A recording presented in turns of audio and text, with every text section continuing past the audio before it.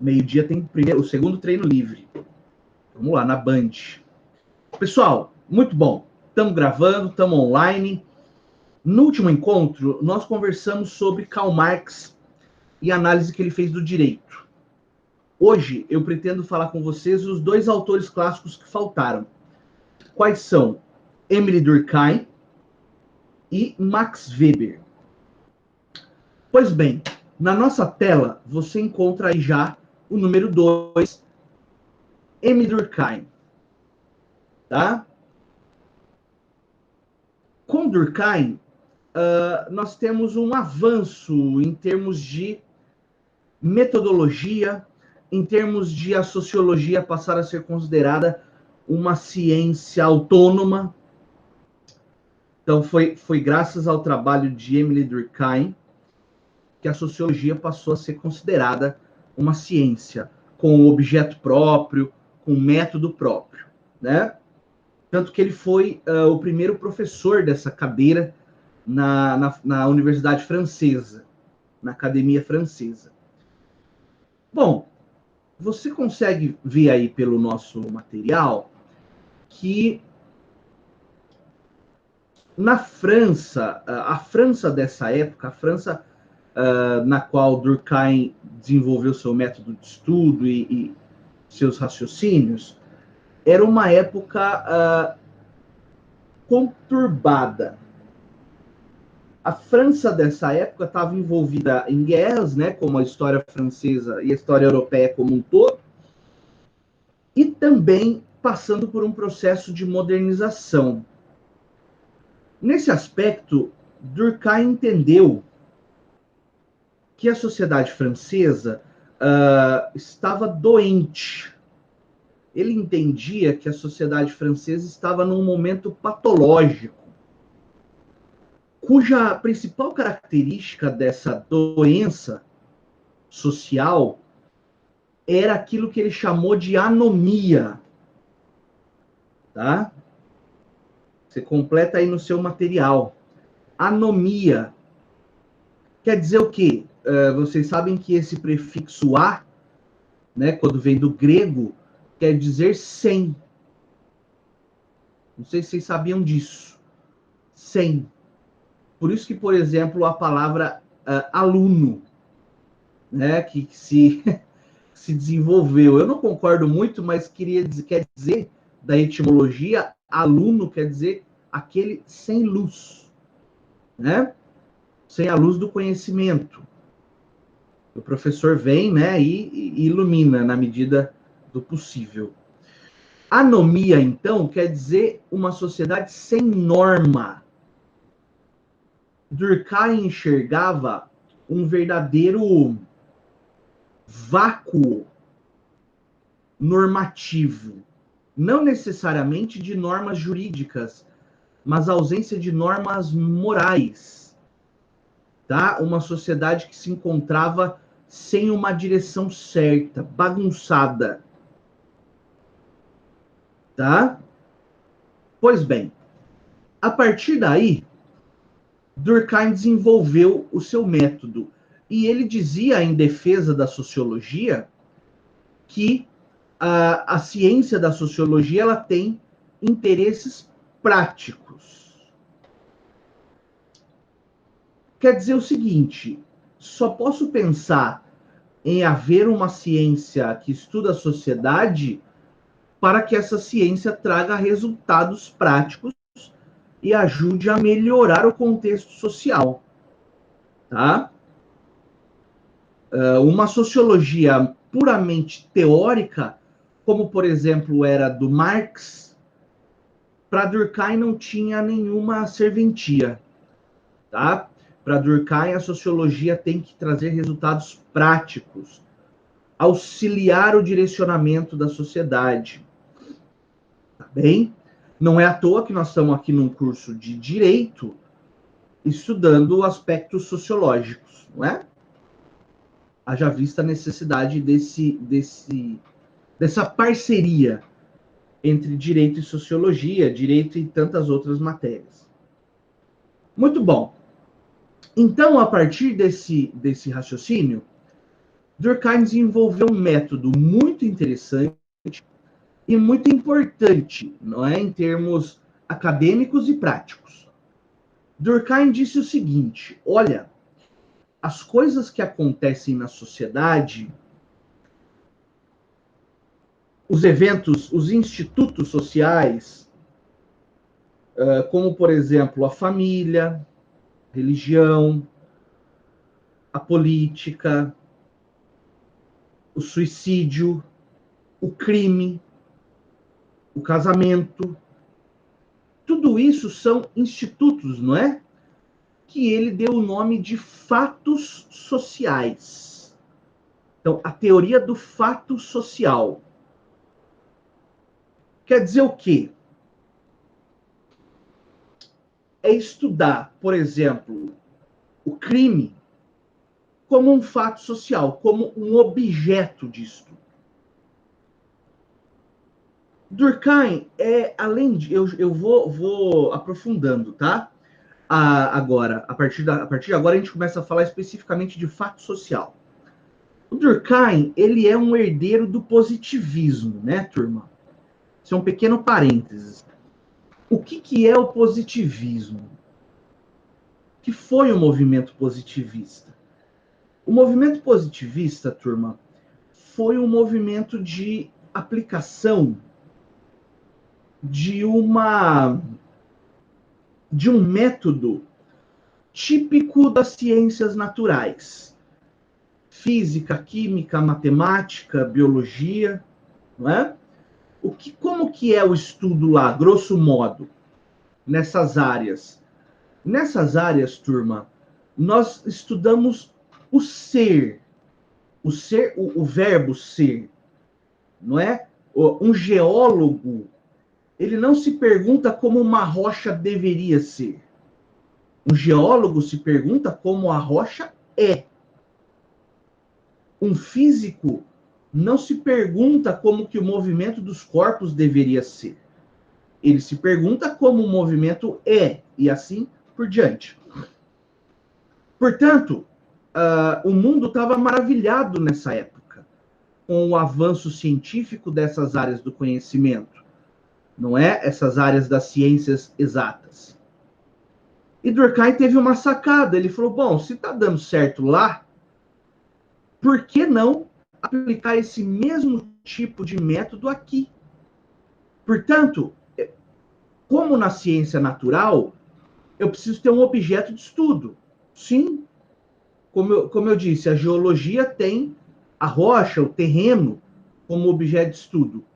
A sociologia passa a ter como objeto de estudo o fato social.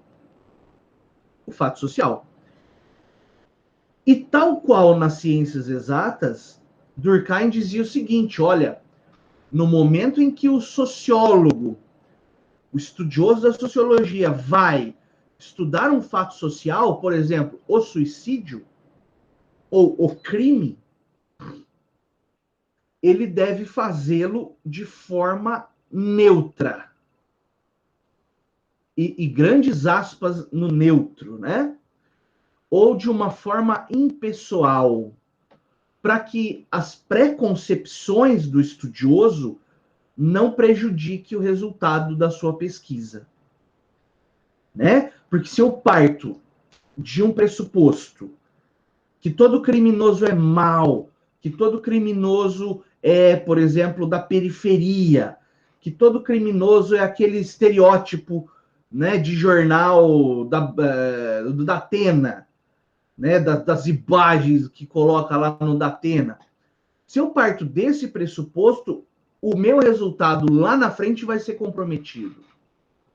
Não é? Então, por exemplo, com relação ao crime, Durkheim propunha assim: olha, a gente precisa entender que o crime acompanha a humanidade. O crime é natural da vida em sociedade. Assim sendo, nós precisamos ter uma aproximação isenta desse fato e entender que o crime ocorre em todas as classes sociais e em diversos contextos, não é?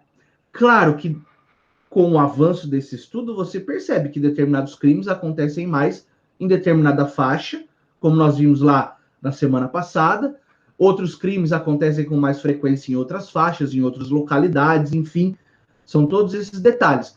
Mas para Marx, ou melhor, para Durkheim, desculpa, a aproximação tem que ser isenta, tem que ser neutra, tá? Eu estou só aqui repetindo a tese dele, né? Não, a gente não precisa concordar, porque a gente sabe que é impossível alguém ser neutro. Neutro é o detergente, né? Que a gente limpa lá os talheres e pratos. Ele pode ser neutro, mas um ser humano jamais, não é? Pois bem, mas foi essa posição que ele colocou.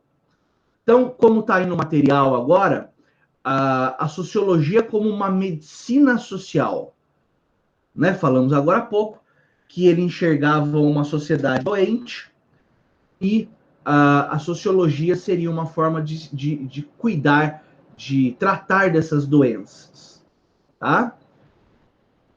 Esses problemas que Durkheim encarou que eram contemporâneos a ele, eram problemas novos para o mundo como um todo, especialmente esse mundo recém-industrializado. São aqueles problemas que nós conversamos já. O aumento das populações nas cidades, né, por conta da saída das pessoas do campo, né, da expulsão das pessoas do campo, problemas por exemplo, aumento da criminalidade, aumento da natalidade, a fome, miséria, enfim, exploração, greves, lutas, tudo isso acontecia nas cidades da Europa no início da Revolução Industrial, tá? Pois bem, o fato social, como objeto de estudo da sociologia de Durkheim, ele foi entendido então como uma técnica de controle social. Veja, o direito é uma das técnicas de controle social, né? Então, o direito também passa a ser analisado por Durkheim como um fato social. Pessoal, tudo ok até aqui? Estamos juntos? Está muito depressa? Querem tirar alguma dúvida? Estão acompanhando aí pelo slide?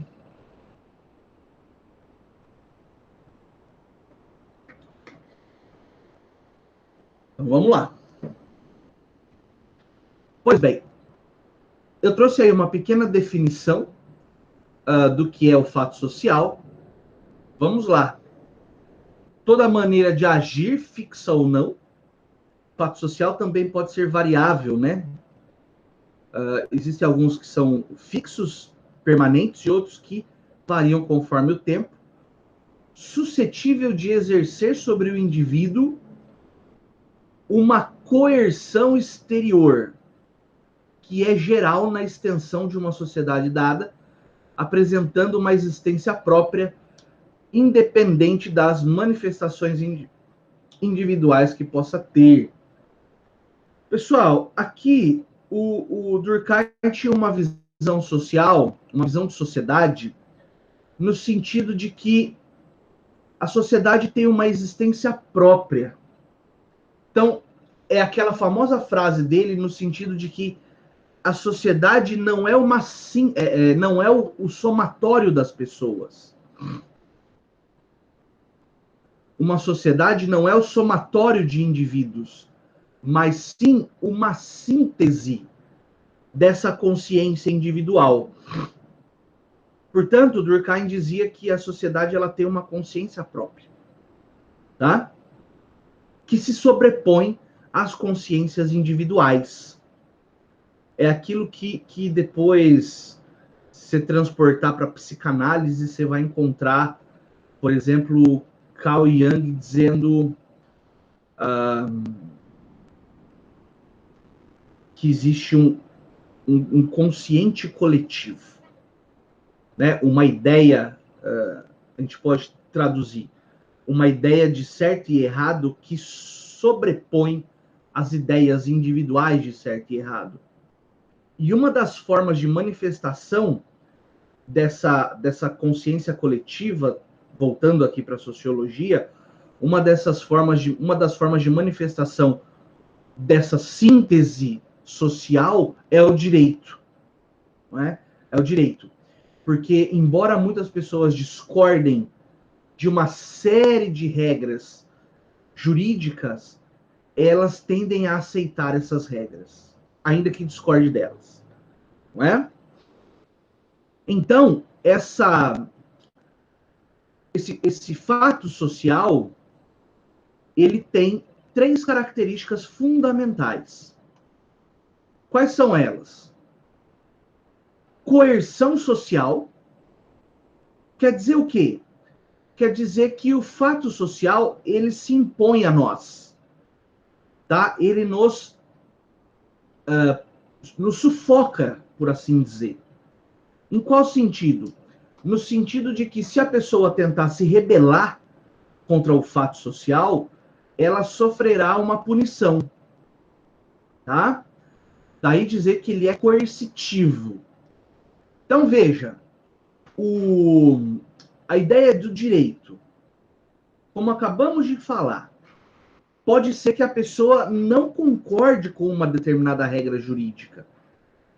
Por exemplo, pode ser que a pessoa não concorde em ser obrigada a usar cinto de segurança ao dirigir. Pode ser que a pessoa não concorde a ser obrigada a usar capacete ao pilotar uma moto. Não é? Então, mas mesmo assim, ela passa o cinto e coloca o capacete. Porque ela sabe que se não o fizer, haverá uma sanção jurídica, no caso, a aplicação de uma multa. Tem lá a influência na carteira e tal, as normas do direito do Código de Trânsito brasileiro. Então, veja, em termos de aceitação, existe uma espécie de princípio democrático, por assim dizer, ou uma regra de maioria, uma regra pura de maioria,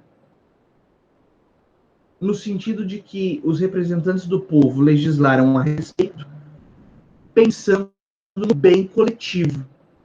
Logo, aquele indivíduo que discorda do uso desses apetrechos de segurança, ele até pode deixar de usá-los, mas ele tem que estar disposto também a encarar um castigo que a lei por aí. Certo? Isso é a ideia de coerção. Tá? Então tá ali, ó. A submissão às leis vai encontrar as sanções.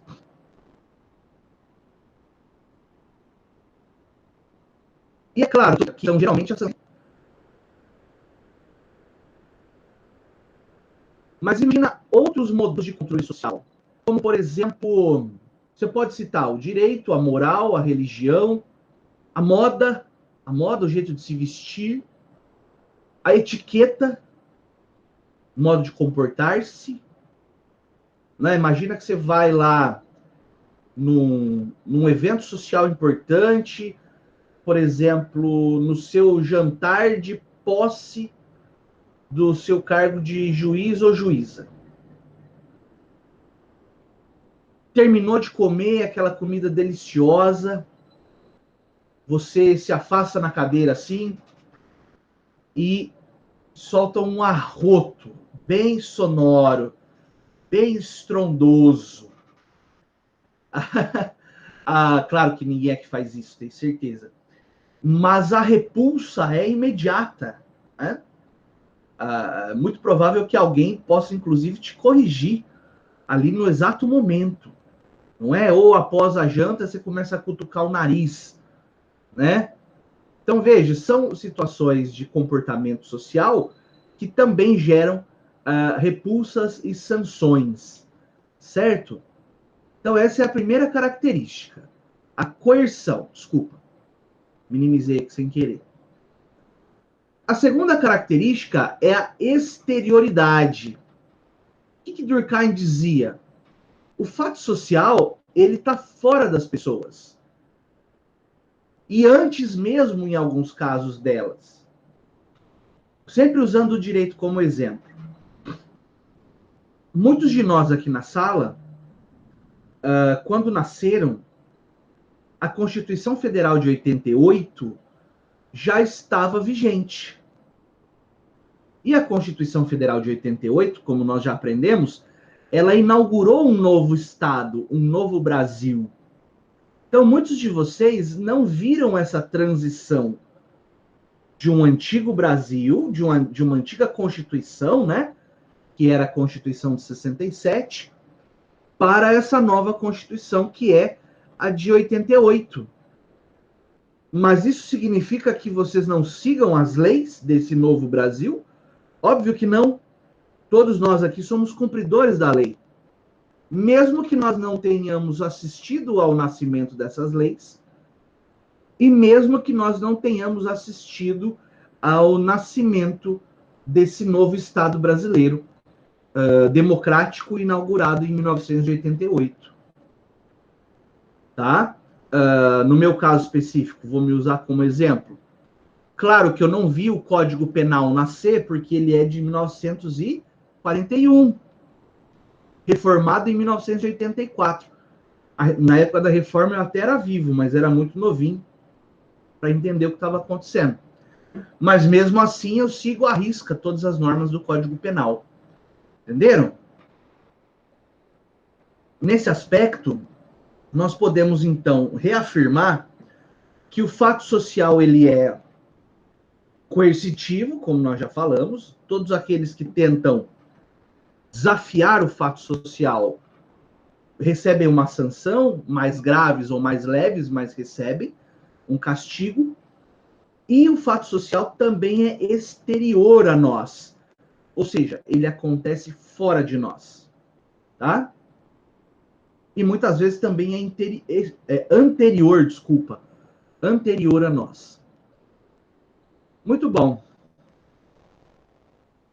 Trouxe aí o exemplo, né, o ordenamento jurídico. E a terceira característica é a generalidade. Tá aí, ó. Impõe-se a maioria dos membros da sociedade. Eu não quis colocar que se impõe a todos, porque poderia acontecer algum equívoco, né? Nós sabemos que o fato social, por mais abrangente que ele seja, eventualmente alguns indivíduos escapam da sua atuação. Também trouxe como exemplo, né? As formas de habitação. Nós temos um modelo relativamente padronizado, né? De construção de casas. Né? Tá aqui o Laertes, inclusive, que se eu estiver falando bobagem, você me corrige.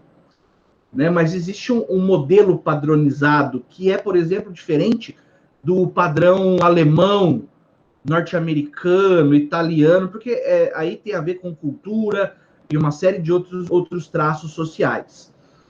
As formas de higiene, hábitos de higiene, né? Nem todo mundo tem bons hábitos de higiene, por isso que eu digo, eu e o Durkheim juntos, né, dizemos que os fatos sociais eles atingem a maioria das pessoas.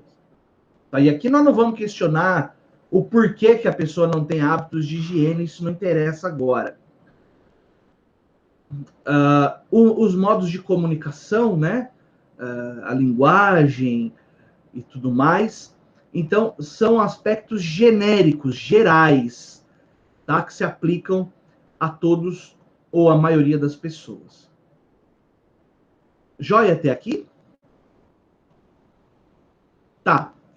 Então, vem aí uma informação importante, que é agora especificamente sobre o direito. Então, para Durkheim, o direito é um mecanismo de controle social. Pessoal, vou parar aqui por enquanto. Tanto é verdade que quando vocês estudam direito penal, já estão estudando, né? Já tem penal agora? Penal e civil, acho, né? Que quando você estuda direito penal, você estuda assim, ó. O direito penal sob o ângulo formal. é o conjunto de normas que contém o direito penal. Código Penal, legislação penal especial. Aí você estuda o conceito material de direito penal. Então, é a ciência que visa a proteção dos bens jurídicos penais, que são os mais importantes para a sociedade. E você vê também um conceito ou um viés sociológico do direito. E daí você vê lá que diz assim, né? Do direito penal. O direito penal é mais um mecanismo de controle. Aqui eu vou só expandir um pouco esse conceito para dizer que não só o direito penal é um método de mecanismo de controle, mas a ciência jurídica como um todo. Porque enquanto a sociologia é uma ciência do ser, de análise da sociedade como ela está em determinado momento, histórico, em determinado lugar, o direito, vocês já sabem, é a ciência do dever ser. Porque o direito, ele estabelece métodos é ótimo, desculpa. O direito estabelece modelos de conduta. Modelos de conduta. E como o direito, na visão de Durkheim, é um fato social, o direito te diz o seguinte: fulano, fulana, você deve andar por essa trilha. É aqui que você tem que andar e é aqui que as coisas dão certo em sociedade, em termos de convívio social. Mas o fulano ou a fulana, muito rebelde, não, eu quero desviar aqui 45 graus para a esquerda. O direito vem e aplica uma sanção, corrige esse desvio e coloca a pessoa de volta naquele caminho previsto. Tá? É nesse sentido, então, que nós podemos dizer que o direito é um mecanismo de controle social. Tá aí, então, o resto do conceito, né? Cujo objetivo é assegurar a solidariedade. Sim, o direito quer que as pessoas sejam solidárias, pelo simples fato de seguirem a norma, tá? Você não precisa ser um São Francisco de Assis, não. Nem uma outra figura dessas que são conhecidas pela solidariedade exacerbada. Você simplesmente basta seguir o que a lei impõe, que já está ótimo. Impedindo fatos contrários à sociedade, impedindo que fatos contrários à sociedade ocorram ou passem impunes. Então, o principal objetivo é que não ocorra. Por exemplo, o principal objetivo é que não ocorra nenhum homicídio na sociedade. Mas se ocorrer, ele deve ser punido. Assim, voltando no textinho, assim as normas jurídicas estabelecem os padrões socialmente desejáveis de comportamento. E suas sanções são aplicadas pelo Poder Judiciário àqueles que desviam desses padrões. Então, como nós dissemos, o direito traça um modelo de comportamento. Todo aquele que se desvia desse modelo deve ser punido. Mas deve ser punido de uma forma organizada e de uma forma digna. Essa punição deve ser feita por um órgão específico.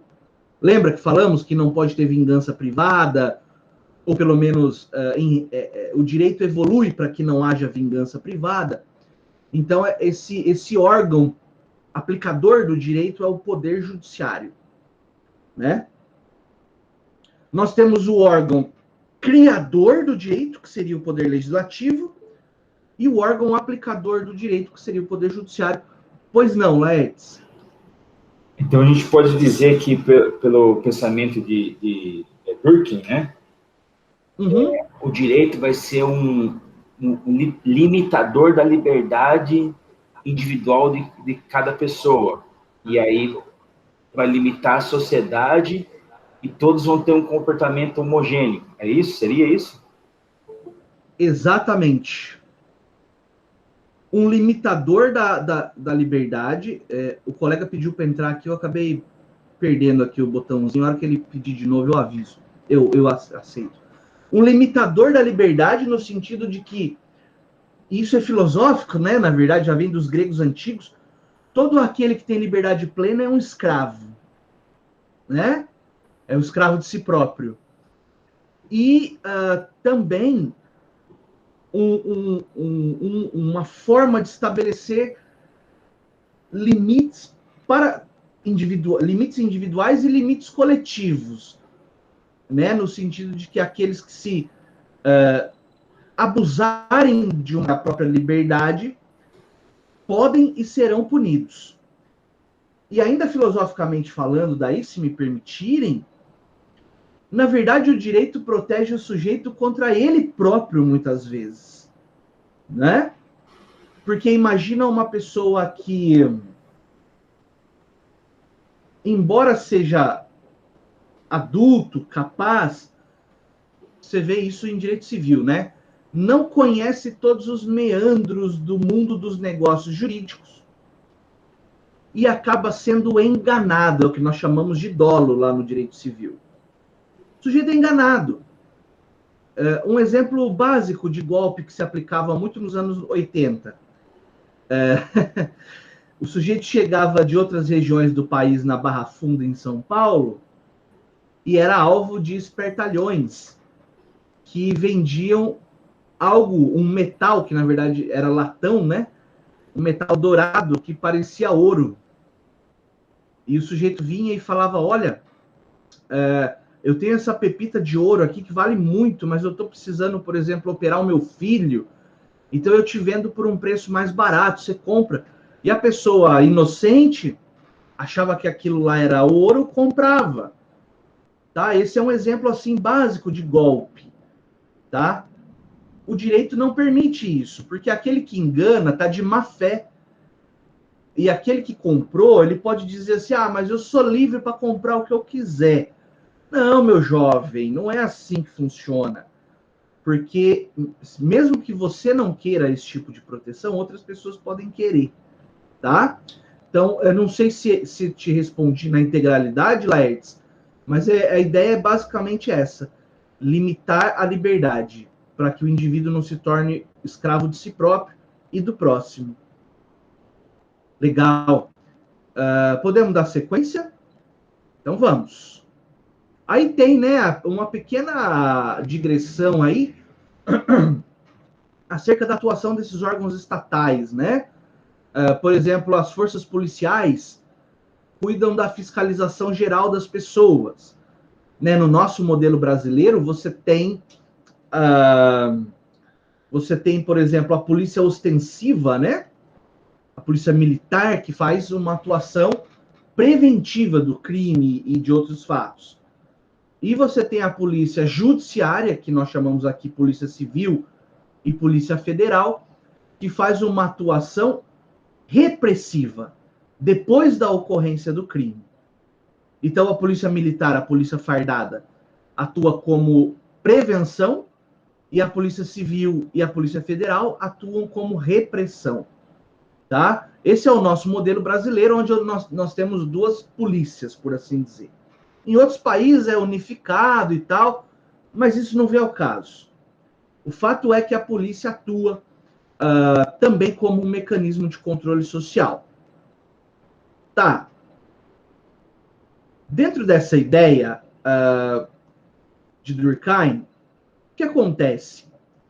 Ele verificou que a sociedade, ou as sociedades, geralmente elas são movidas por duas espécies de direito.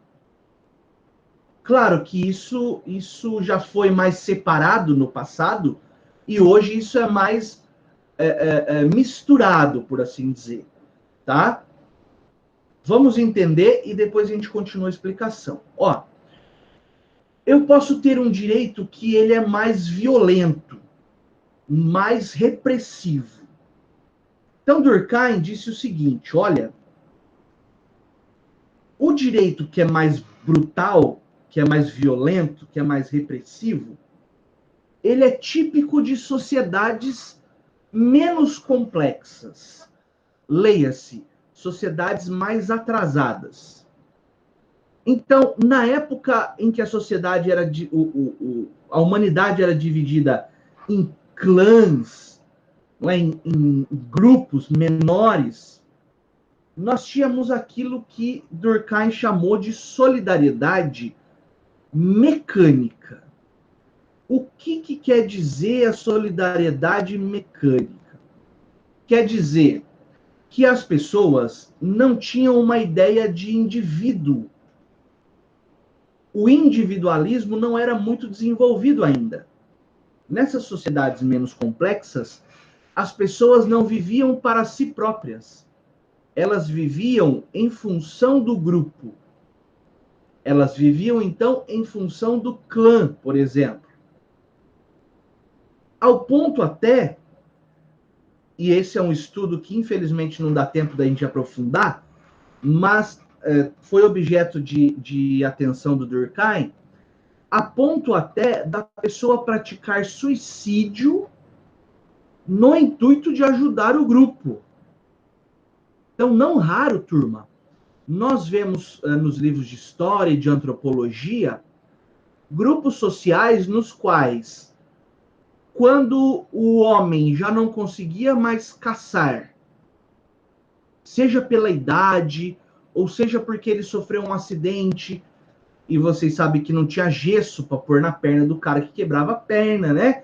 Então aquele osso colava torto, o sujeito já não podia mais correr atrás da presa, ou se tornava muito idoso e não podia mais ajudar na caça, ele passava a ser um mero consumidor. Ele não ajudava nessa atividade. E assim sendo, para não ser um peso para o grupo, ele se matava. Ele cometia suicídio. E isso era aplaudido e incentivado. A mulher, quando deixava de ser fértil, também cometia suicídio. Ou se entregava em sacrifício. E isso era aplaudido e incentivado. Pois bem, veja que com esse tipo de análise você percebe que nessas sociedades de solidariedade mecânica menos complexas, o indivíduo não existe para si próprio, ele existe para o grupo. Logo, o direito era um direito mais brutal, mais animalesco, no sentido de que se um membro do meu grupo é atacado, né, suponhamos que a nossa turma é um clã. Então, um membro da nossa turma é atacado, nós nos juntamos todos e vamos lá atacar o outro grupo que deu origem à violência. E daí virava uma vingança infindável. Né? Por exemplo, Game of Thrones traz uns traços desse tipo de solidariedade, não é? Uma casa foi atacada, então ela tem o direito de contra-atacar, mas aquilo gera um novo ataque e assim por diante, até eventualmente sumirem os grupos sociais.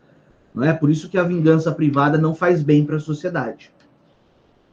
Pois bem, essas sociedades menos complexas, isso o próprio Auguste Comte já falava, antes de Durkheim, que essas sociedades complexas elas tendem a evoluir. E conforme elas vão evoluindo, vai despertando nas pessoas uma ideia de individualidade. Por quê? Porque como a sociedade e os meios de produção, né, tô pegando aqui um pouco com Marx também, e os meios de produção se desenvolvem, acontece aquilo que Durkheim chamou de divisão social do trabalho. Basicamente, como que começa o trabalho na nossa sociedade? Caça e coleta, não é isso? Alguns antropólogos dizem, né, o homem desenvolveu a habilidade de caçador, de correr atrás da presa, enfim, dos animais grandes, e a mulher desenvolveu a habilidade de ser coletora de frutas, de vegetais. né? Alguns estudiosos dizem que daí a delicadeza, não é, do corpo feminino e a virilidade do corpo masculino, tá? Não estou falando aqui de sexo frágil, porque isso é uma construção ideológica que não tem cabimento. Eu estou falando de compleição física mesmo, tá? Então, dessa sociedade de caçadores e coletores, nós vamos evoluindo, passamos pela Idade Média, onde eu tinha daí cavaleiros, comerciantes, religiosos. Veja que os trabalhos eles vão se diversificando. E se você olhar para a sociedade contemporânea, então, meu Deus, né, a diversidade de trabalhos que nós temos que podem ser exercidos pelas pessoas. Então, Durkheim disse o seguinte, olha, conforme a sociedade se desenvolve e acontece a divisão social do trabalho, desperta o senso de individualidade, onde as pessoas agora atuam para si, em primeiro lugar, e depois para eventuais grupos, como família, por exemplo, tá? Ou um outro grupo que você pertence, um grupo religioso, enfim. Mas a mente humana desenvolveu-se para que agora ela pense primeiro em si própria e depois vá cuidar dos próximos, dos semelhantes. Só que nessa sociedade desenvolvida, eu não tenho mais uma solidariedade mecânica. Eu tenho sim uma solidariedade orgânica. Uma solidariedade orgânica, que é baseada nessa ideia de individualidade. O direito da sociedade orgânica, ele é um direito muito menos brutal, muito menos interventivo, e ele passa a ter uma característica essencialmente restitutiva. Não é claro que eu ainda tenho alguns traços de brutalidade. Não é dizer que você vai colocar um sujeito numa cela pelo resto da vida por um crime que ele praticou, é em certa medida uma brutalidade. Mas não se compara com o banho de sangue que era no passado, não é? Mesmo na Idade Média, se você vê penas de esquartejamento, o nosso queridíssimo Tiradentes aqui no Brasil, né? Quem não conhece a história do nosso inconfidente, do nosso herói nacional, Tiradentes, que foi esquartejado e os pedaços do seu corpo foram espalhados em Ouro Preto, né? Quer ver uma outra pena que eu acho bacana, assim, não a brutalidade, né? Mas a criatividade que o ser humano tem para fazer o seu semelhante sofrer, né? Aquela pena que amarrava cada membro do sujeito a um cavalo e daí fazia um estouro para assustar os cavalos, cada um corria para um lado e o sujeito era despedaçado ali em praça pública. Enforcamento, enfim. Não vou ficar aqui falando desse tipo de coisas mórbidas, mas o direito de hoje da solidariedade orgânica, ele se baseia muito mais em indenizações. Claro que o direito penal tem as características próprias, né? Se você punisse com multa um homicida, meu Deus, como é que ia ser a sociedade? Mas outras áreas do direito, né? Porque no passado, por exemplo, o sujeito que era devedor de um crédito, se ele não pagasse, ele teria a mão decepada. Hoje não, se ele não paga, nós vamos procurar outros meios que não atinjam o corpo do devedor, tá? Então, é nesse sentido que eu quero que vocês entendam que a solidariedade orgânica, típica de uma sociedade onde houve a divisão social do trabalho, onde houve o despertar da individualidade, ele é um direito muito menos agressivo, muito menos animalesco e, óbvio, muito mais racional, né? Tá bom? Pois não.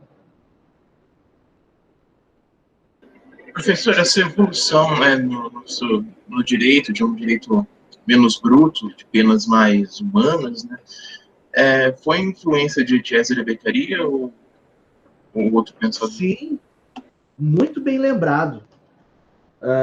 O Marquês de Beccaria, o Cesare de Bonesana, né?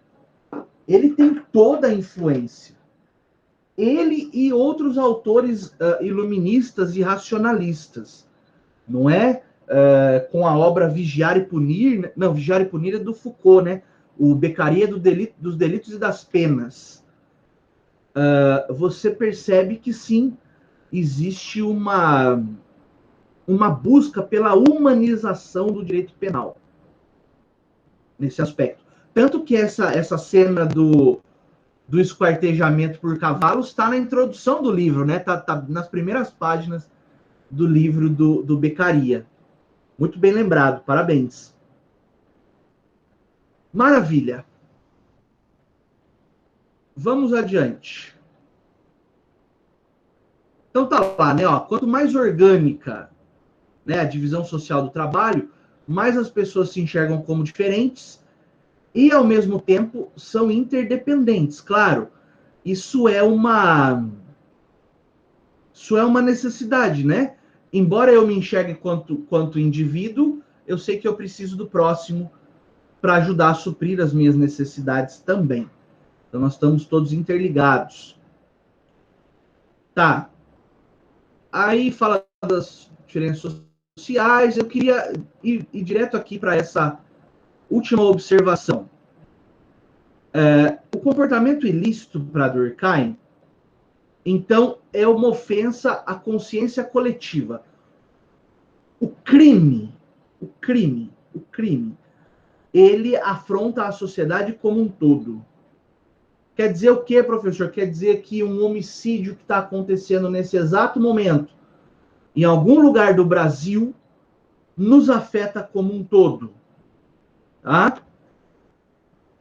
E, claro, afeta a vítima, óbvio, mas a sociedade como um todo. Por quê? Toda vez que alguém viola o ordenamento jurídico, o Estado, enquanto organização social, ele é ofendido. Daí a necessidade dessas sanções. Tá bom? Porque, veja, tá aqui, ó. Vou pintar aqui para você enxergar. Se não houver a sanção, ou seja, a pena, o castigo, os comportamentos ilícitos podem causar uma desarticulação social. Então, o ilícito, o crime, por exemplo, ele é um fato social. É algo que vai acontecer na sociedade. No entanto, é necessário haver mecanismos para a correção desses desvios. Tá bem? Pessoal, tudo em ordem até aqui? Estamos juntos?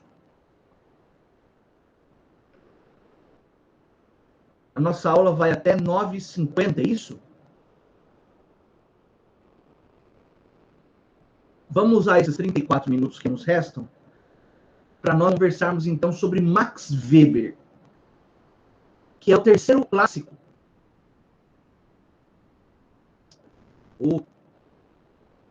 Voltou. Que é o terceiro clássico da sociologia, e nós vamos ver rapidamente como que ele, um pouquinho dos aspectos gerais do pensamento de Weber e como ele enxerga o direito, tá bom? Vamos lá, rapidamente, mas sem correria, claro. Max Weber, alemão, né?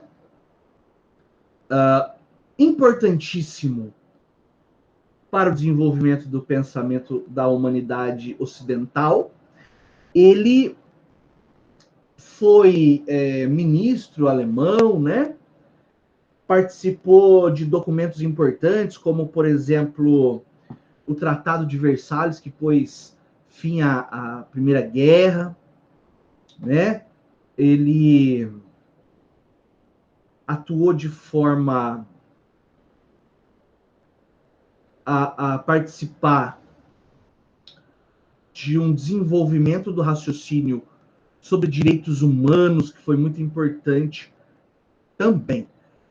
A perspectiva de Weber é essa que está em negrito na tua tela aí, que é a base do trabalho dele. A sociedade, para ele, é vista como indivíduos interagindo. indivíduos interagindo de forma a criar influências mútuas, não é? Então, a ação para Weber, a ação dos indivíduos para Weber só interessa quando ela está voltada para essa interação com o próximo. É aquilo que ele chamou de ação social. Portanto, se eu tenho uma ação individual, por exemplo,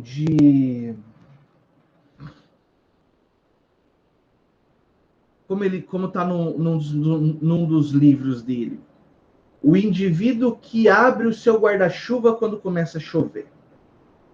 Essa é uma ação individual de alguém que quer manter-se seco debaixo da chuva. No entanto, se eu abro esse meu guarda-chuva e ofereço para um outro transeunte, essa ação passa a ser social, porque existe interação, tá? Acho que esse exemplo do guarda-chuva é bem bacana para que a gente consiga visualizar, né? Maravilha. Só que, veja, as ações em sociedade, elas podem ser das mais variadas formas. Elas podem ter, como o próprio ser humano é um universo, cada um de nós é um universo, pode haver um universo de ações. E isso seria um obstáculo para esse tipo de construção de pensamento que Weber desenvolvia. E aí Weber teve uma sacada muito bacana, que facilita demais. Se você entender isso aqui, você vai entender, não só Weber, mas os demais autores também. Mas se você entender isso, você vai entender, você vai conseguir entrar na cabeça do Weber, e além disso, você vai passar a analisar os teus irmãos de sociedade de uma outra maneira. Veja que interessante. O Weber, no intuito de possibilitar o seu estudo dessas ações, ele criou aquilo que foi chamado, que ele denominou, claro, de tipos ideais. Olha só. Os tipos ideais, primeiro, por que tipo? Tipo quer dizer molde, moldura, tá? Não é à toa que chama tipografia, não é? Aquela impressão um pouco mais antiga. Porque o sujeito que é o tipógrafo, ele usa os moldes, as letrinhas, né? Pois bem, não sei se na cidade de vocês tem, mas aqui em Ribeirão tem tipografia ainda, tá? Pois bem, tipos, moldes ideais. Ou seja, ele criou alguns moldes de condutas e você pega o que acontece na conduta real e tenta encaixar num desses moldes. São 4 moldes principais que ele criou. Estamos juntos até aqui? Então ele criou moldes, modelos, formas. Eu olho a conduta do sujeito, a partir de agora, a partir dessa aula, você vai olhar a conduta de uma pessoa, por exemplo, na tua família, e vai falar, essa conduta se encaixa no modelo tal, que nós vamos aprender agora. Então, os 4 tipos ideais, os 4 modelos básicos de ação, né, são tipos de ação ou de interações. Então, eu tenho primeiro o tipo tradicional de ação. A ação tradicional, turma, veja, é aquela que nós repetimos, reproduzimos, sem nenhum questionamento. É um hábito, é um costume social. Então, as pessoas repetem sem questionamento. Veja, no tipo tradicional não tem racionalização nenhuma. Quer exemplo? Claro, eu dou exemplo. O costume de pedir a bênção para o padrinho. Talvez é um costume que está diminuindo, mas Ainda existem muitas pessoas que encontram seus padrinhos, postam as mãos e pedem a bênção. Não é? E se o padrinho não dá a bênção, a impressão que dá é que você foi amaldiçoado pro resto da sua vida. Não é? Por isso que existe um cuidado também do padrinho, né? Alguns tocam, agora por conta do Covid não pode, mas o costume era tocar a mão posta e dizer Deus abençoe.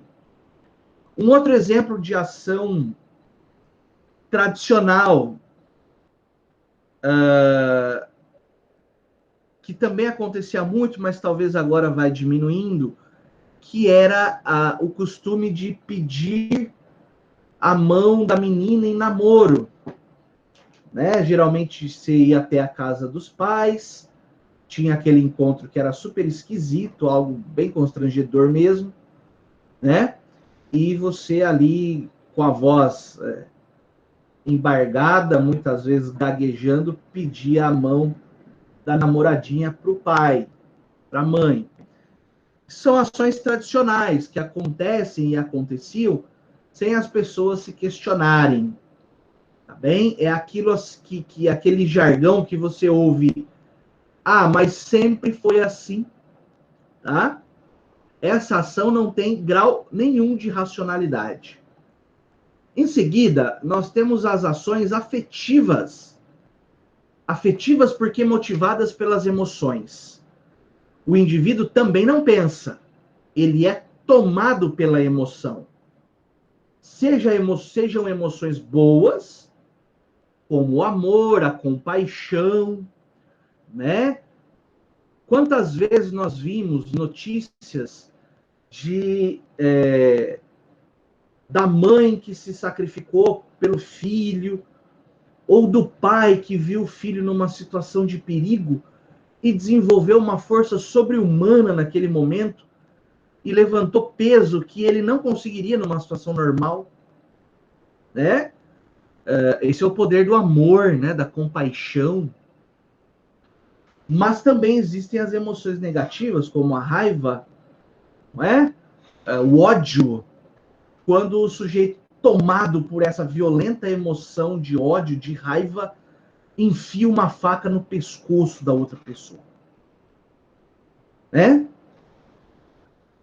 Essas são ações afetivas. Também não há nenhuma racionalidade quanto a elas. Certo? Em seguida, nós temos a ação valorativa racional. Olha só, a palavra aqui, valorativo, vem de valores. Valores. Valores. Valores financeiros, não. Valores que nós entendemos como axiomas, né? Valores referentes àquelas preferências internas do indivíduo. Então, a pessoa que cultiva a honestidade. Tá de parabéns para começar, né?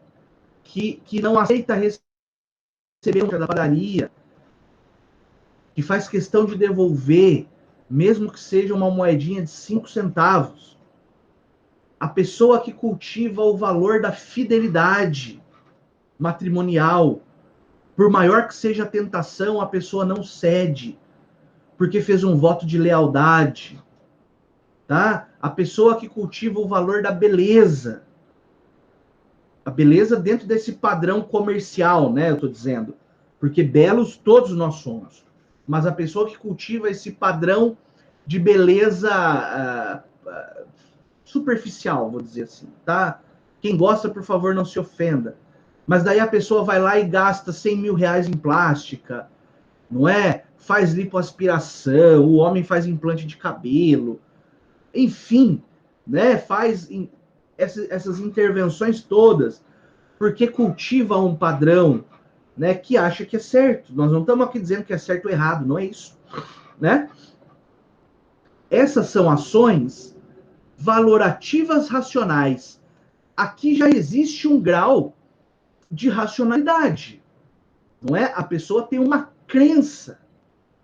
E para atingir esses valores, ela usa do seu raciocínio. Bom? O sujeito que é protetor dos animais. E assim sendo, ele não come carne. Porque para obter a carne precisa sacrificar o bicho. E a pessoa não concorda com isso. Logo, ela não consome a carne porque ela entende que é um valor proteger os animais e a forma que ela encontra para protegê-los é não se alimentando da carne deles. Tá? Tem um pessoal mais radical não. A gente pode dizer radical, que mais voluntarioso. Por exemplo, a turma do Greenpeace, para proteger os animais, né? Por exemplo, as baleias. Eles se propuseram, inclusive, a tentar afundar navios baleeiros no Japão, no Oriente. Né? Porque você sabe que até pouco tempo atrás ainda era cultural naquela parte do mundo abater as baleias para delas extrair carne, óleo, gordura, a própria pele, a cartilagem, enfim. E a turma do Greenpeace era interessante de ver, com aquelas lanchinhas assim, eles iam de frente com aqueles navios, quase que uma missão suicida. Mas por que isso? Porque eles estão cultivando um valor de proteção da natureza. De novo, não vou abrir aqui para dizer se isso é certo ou errado, porque cairia num contexto moral de cada um, e daí eu acho que não seria produtivo. Né? Até porque uma pessoa pode dizer, não, mas tem mais aqui comer a baleia mesmo. Não é? O animal foi feito para a gente consumir. E outro vai dizer, não, o animal foi feito para viver, não foi feito para ser consumido, e a discussão não tem fim. Cliquei errado de novo. A quarta espécie e última, o quarto tipo ideal, seria um tipo intencional racional. Aqui, turma, é o momento no qual, dentre os 4 tipos de ação, é aquele no qual você visualiza o império da razão. O império da razão. São ações nas quais o seu agente, aquele que age, né? Nas quais o seu agente tem um objetivo estabelecido e um plano para se obter esse objetivo. Exemplo. Nós aqui, nesse exato momento, estamos realizando uma ação intencional racional. Em qual sentido? No sentido que nós nos propusemos a sermos cientistas praticantes do direito. Para que nós possamos obter o direito de exercer o direito, né, de sermos juristas, nós precisamos de um plano de ação. Eu tenho o objetivo, que é trabalhar com direito. Eu preciso, no sistema brasileiro, ser aprovado num vestibular. Então, eu precisei estudar para isso. Ingressar na faculdade. Estamos aqui. Estudar a grade curricular proposta pelo Ministério da Educação e Cultura. É o que nós estamos fazendo. Essa grade dura 5 anos, nos quais eu preciso ter eu sou avaliado por 2 formas. Primeiro, uma avaliação quanto ao aprendizado e uma avaliação quanto à frequência.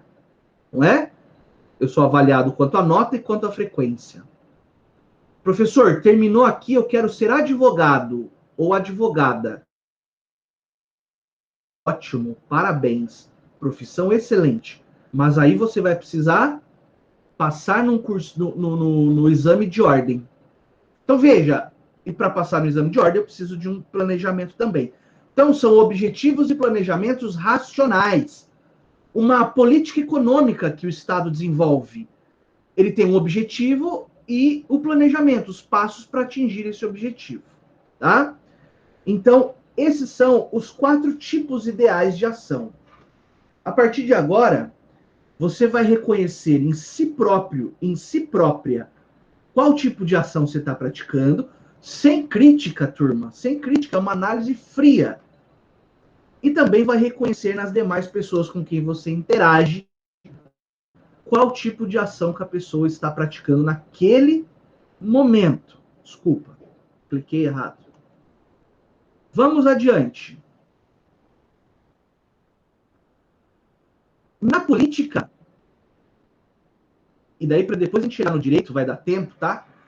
Na política, o Weber também estabeleceu tipos de líderes ou tipos de exercício do poder, tá? No campo político, ele encontrou lá tipos que legitimam o poder. Primeiro, a legitimação tradicional. Pessoal, esse poder tradicional tem a ver com uma ideia de perpetuidade da dominação. E essa perpetuidade acaba virando um hábito e ninguém questiona mais. Por exemplo, a ideia da monarquia hereditária. Então, o rei tem o direito de passar a coroa para seu filho ou familiar. E os súditos acham aquilo, depois de um tempo, acham aquilo tão normal que ninguém questiona mais. Né? Quando houve o questionamento, aconteceu a maior revolução da história da humanidade, que foi a Revolução Francesa. Né? Tá bom?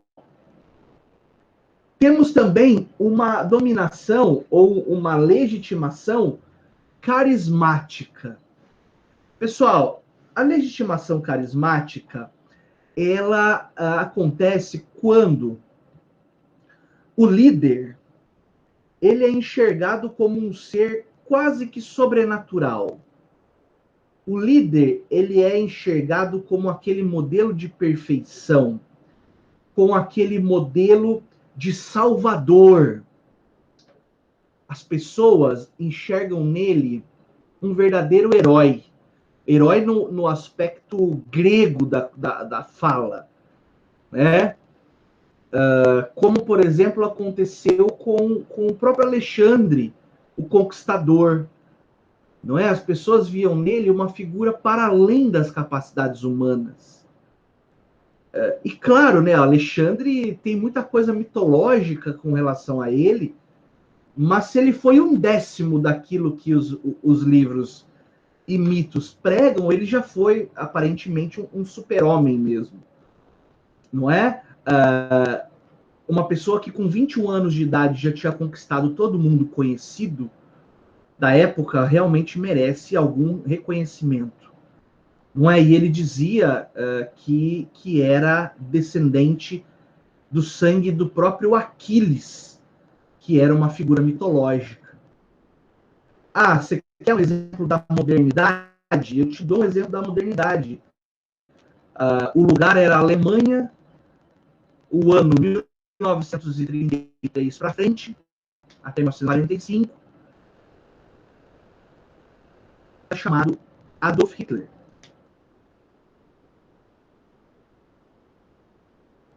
Hitler enxergado pela sociedade Salvador como esse líder carismático que teria as respostas que o povo precisava.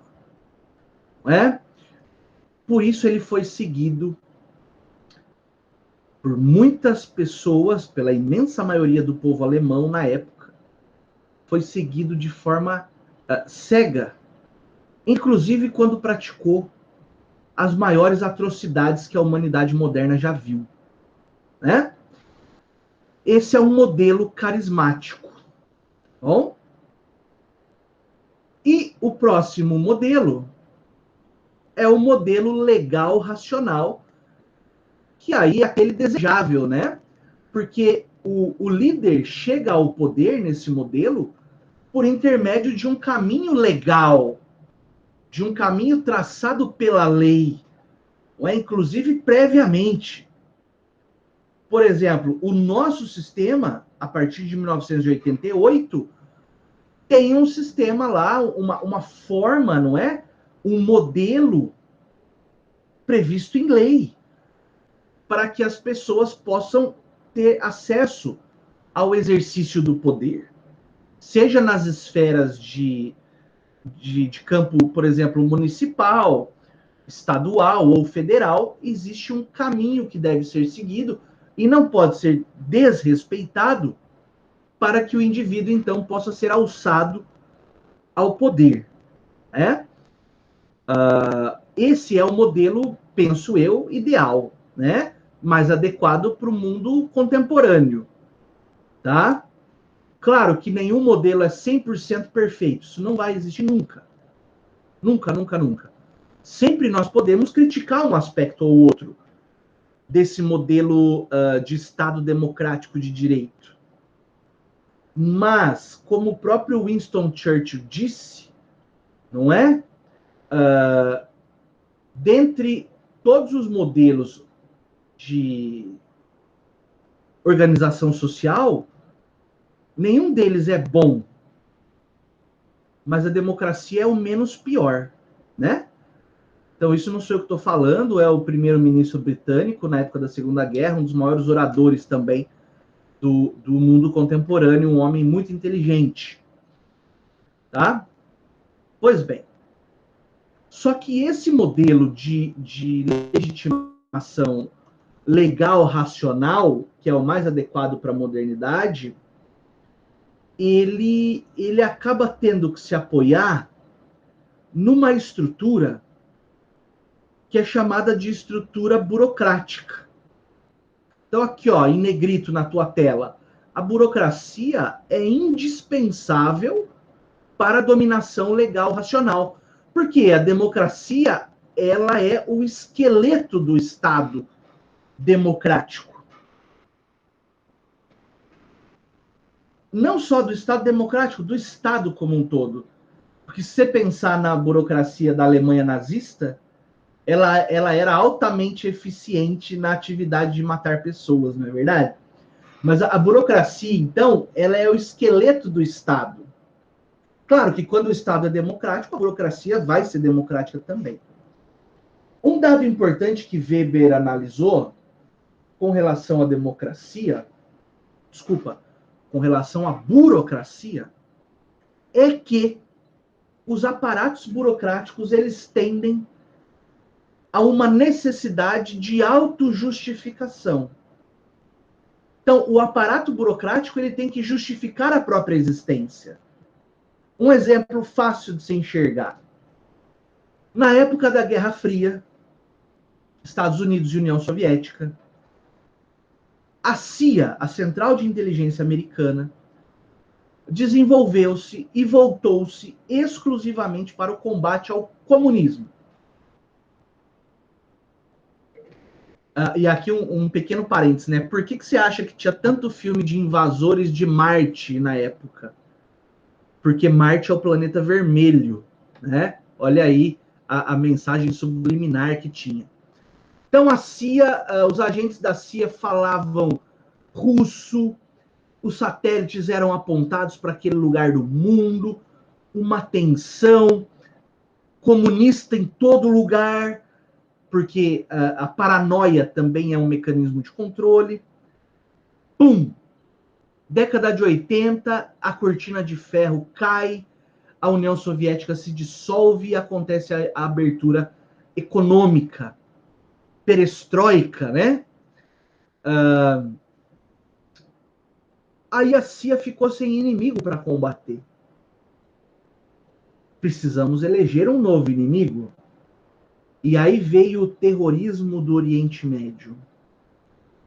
Agora, então, todos os agentes passam a estudar as línguas do Oriente Médio, o árabe, não é? Passam a caçar terroristas em todo lugar do mundo, inclusive no próprio solo norte-americano, porque se não fosse isso, a CIA teria sido fechada, talvez, ou perdido muito da sua relevância.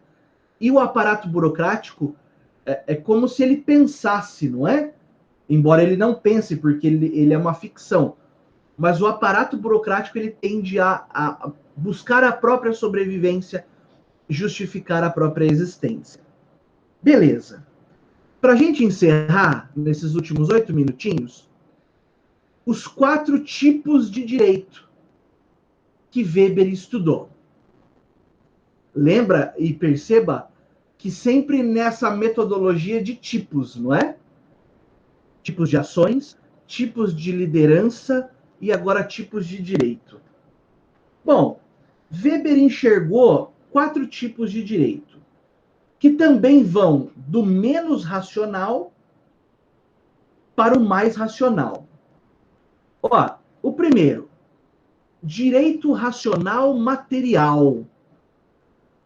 Os julgamentos são realizados por meio de normas gerais conhecidas, mas não internas a um sistema legal, como crenças éticas, ideológicas, máximas políticas ou justnaturalistas. As pessoas conhecem os critérios gerais, mas não conhecem os seus procedimentos. Vocês já estão aprendendo em IED? IED, né? IED, tem IED ainda, né? Essa grade nova. Que eu tenho normas, princípios e normas, regras, não é isso? Só que antes do que está escrito nos códigos, eu tenho aquilo que são chamados de princípios gerais de direito. São máximas da existência em sociedade, como, por exemplo, não prejudicar o outro, dar a cada um o que é seu. São ideias máximas de justiça, não é?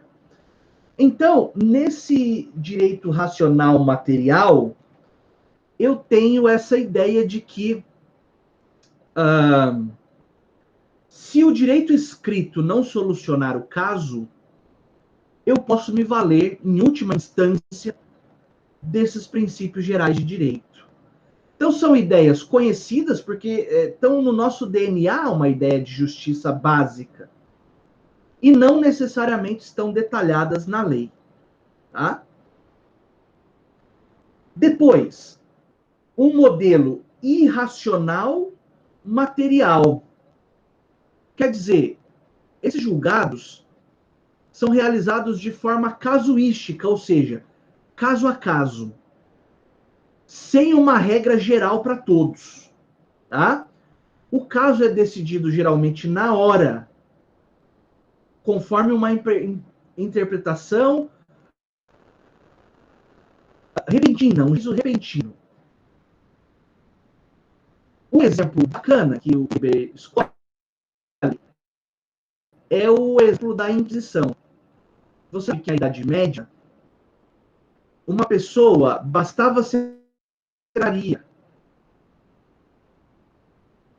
ela fosse imediatamente levada a julgamento perante um tribunal católico, um tribunal da Santa Inquisição. Ela precisava trazer provas. Era simplesmente dizer, e geralmente era com relação às mulheres, não é? Fulana é bruxa. Ela era trazida até o tribunal e o destino dela era incerto. Porque não havia uma regra de procedimento. E assim sendo, a pessoa podia sair dali absolvida ou diretamente para a fogueira. Tá? Porque o julgamento ele era muito mais emocional do que técnico. Isso não serve para nós enquanto sociedade desenvolvida, por óbvio. O terceiro modelo é um modelo irracional também, porém irracional formal. Ó, aqui eu já tenho procedimentos estabelecidos. Procedimentos. A pessoa então sabe que quando acusada de determinado fato, será submetida a determinado procedimento. Mas esse procedimento ainda é algo muito atrasado e, por que não dizer, violento e brutal. Existia o procedimento que era do direito alemão antigo, tá? Quando eu digo alemão antigo, antes mesmo da unificação da Alemanha, tá? Dos povos germanos, que era chamado de o direito das ordalhas. O que quer dizer o direito das ordalhas? O sujeito é acusado de um fato. E daí ele diz, não, na minha defesa eu nego o fato. O que o juiz da tribo, do clã, dizia? Vamos colocar a mão dele na fogueira. Se a mão dele queimar, é porque ele é culpado. Se a mão dele não queimar, é porque ele é inocente e os deuses protegeram a mãozinha dele. Pessoal, em 100% dos casos, você põe a mão no fogo, queima. Isso é uma lei da natureza, não é? Havia uma outra assim, vamos amarrar pedras na cintura dele e jogá-lo no rio. Se ele boiar, é porque ele é inocente e os deuses salvaram. Se ele afundar, é porque é culpado e também já está executado. Veja, o sujeito sabia do procedimento e vai, putz, vão pôr minha mão no fogo. Só que ainda por ser um direito muito baseado no divino, no metafísico, talvez até o próprio acusado pudesse ter uma esperança que a mão dele não fosse queimar, não é? Porque ainda era tudo muito místico, tá? Esse é um direito irracional formal. Irracional por uma questão óbvia, mas formal porque já existia alguma espécie de procedimento. Claro que não era escrito nada, era transmitido pela fala. E nesse último minuto, o direito racional formal.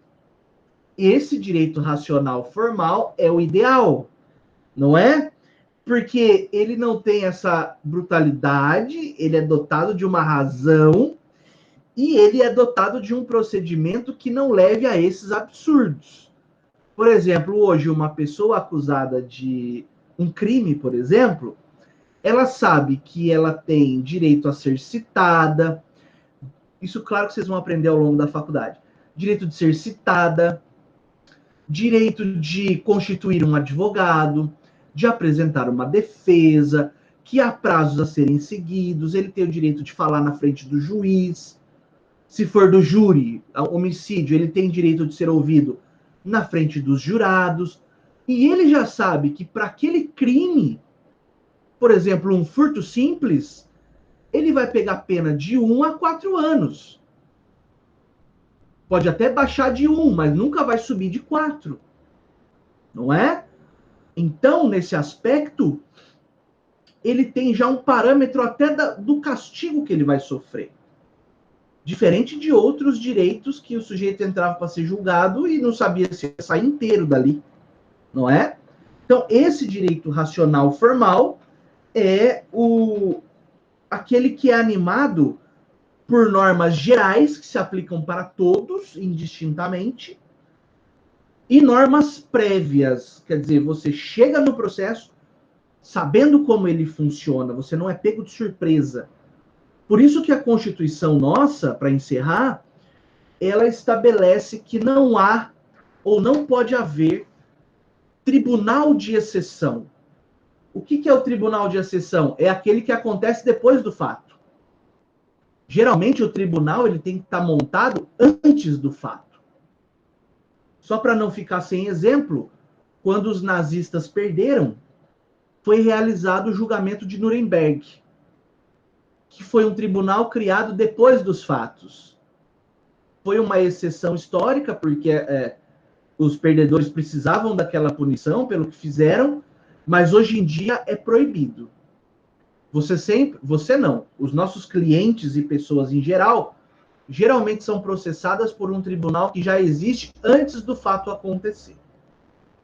Tudo bem até aqui? Alguma dúvida? Professor, já existe tribunais de direitos humanos aí na Suíça, né? Se hoje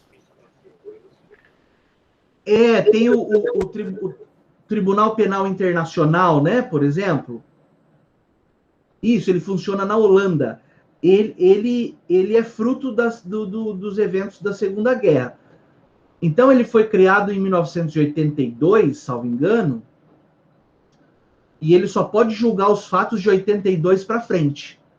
Ele não pode buscar fatos anteriores. Mas alguns fatos, Laertes, são tão graves que a ONU admitiu 2 tribunais de exceção modernos. Aquele de Ruanda, por conta do massacre dos Tutsis, e o da Iugoslávia, por conta também das atrocidades que o ditador lá, agora não me lembro o nome dele, praticou. Mas a regra é que não tenha. Só que esses 2 casos foram tão aberrantes, tão absurdos, que a ONU permitiu. Tá? Mais alguém, turma? Chamadinha, então? Vamos lá. Coloca o presente aí na tela, por favor. Hoje é dia 26/3. Giovanni. Bianchi. Ana Beatriz.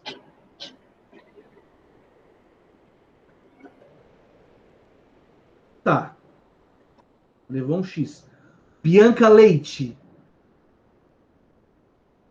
Camila. Camila Ribeiro. Camila Navarro. Clara Fraga. Edson. Presente. Heloísa. Felipe. Presente, professor. Então vamos lá. Camila Ribeiro. Edson. Clara. E Heloísa. Felipe Pérez já respondeu. Gabriele Ramos. Presente. O Giovanni tá repetido aqui, vou dar presente de novo. Júlia. Presente. João Fernando. Joyce. Camila. Presente. Carla. Laertes. Laís Presente. Botelho. Presente. Lívia. Presente. Luiz Gustavo Toneto. Presente. Luiz Gustavo Tempesta. Presente. Maria Vitória. Natália Melo. Natália Melo tá aí. Natália Zupa. Pablo. Presente, professor. Rafaela. Stephanie. Tawane. Thaisa. Vinícius Damasceno. Faltou a Thaisa Marcolino, desculpa. E Lívia Pires. Presente. Valeu. Ó, foi feita uma perguntinha aqui, que horas volta as aulas? A aula, salvo engano, é 10h10. Mas aí já vai ser com outro professor. Turma, obrigado. Desculpa ter invadido um pouquinho o horário, tá? Bom fim de semana para vocês. Fica aquele nosso combinado do trabalhinho. E a gente se vê, acho que agora é prova, né? A gente se encontra também aí no WhatsApp. A gente vai voltar. Já vou deixar a sala. Eu já parei